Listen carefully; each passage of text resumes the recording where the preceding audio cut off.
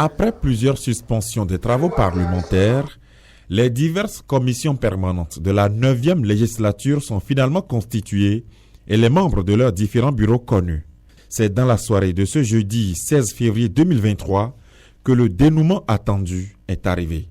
Tout ne s'est pourtant pas déroulé sans anicroche. Je témoignais en ces termes notre disponibilité à travailler avec toutes les tendances de cet hémicycle. Je constate que tel n'est pas le cas avec les camarades de la majorité qui n'ont pas compris le message et qui ce soir ont montré leur grande hégémonie et se sont accaparés de tous les postes de commission, violant ainsi la décision DCC 11-047 du 21 juillet 2011 de la Cour constitutionnelle. Nous condamnons, mon groupe parlementaire condamne cette forfaiture et nous saurait s'associer à cette manière de saquer la démocratie moderne dans notre pays. C'est pour cela, Monsieur le Président, nous pensons, mon groupe parlementaire va se retirer pour laisser la majorité parlementaire continuer à se distribuer les postes. Puis, les députés de la minorité parlementaire joignent le geste à la parole en sortant de l'hémicycle. Ce qui est sûr, c'est que le règlement intérieur n'impose pas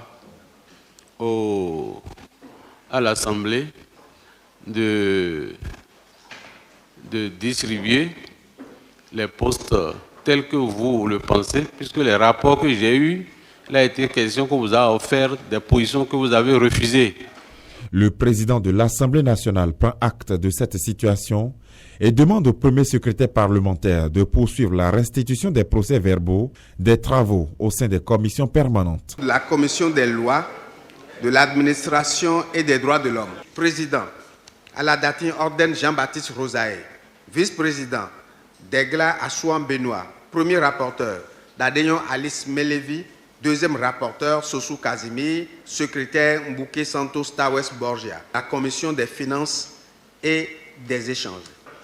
Benoti Gérard, vice-président, Glegbeto Denis, premier rapporteur, Koumagbe Afide, K. Réginal.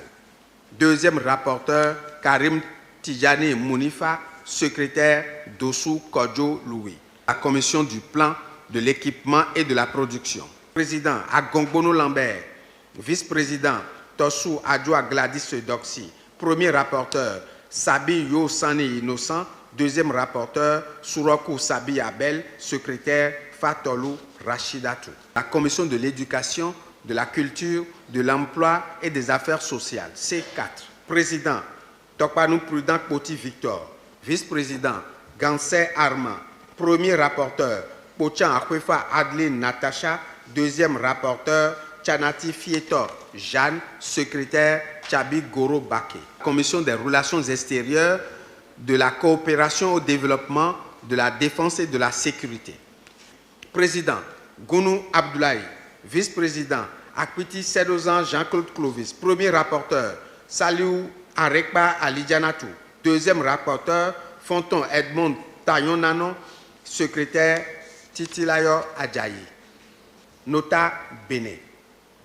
Après l'élection du président, du vice-président, du premier rapporteur, du deuxième rapporteur, le poste du secrétaire de la commission a été concédé aux démocrates qui ont décliné l'offre.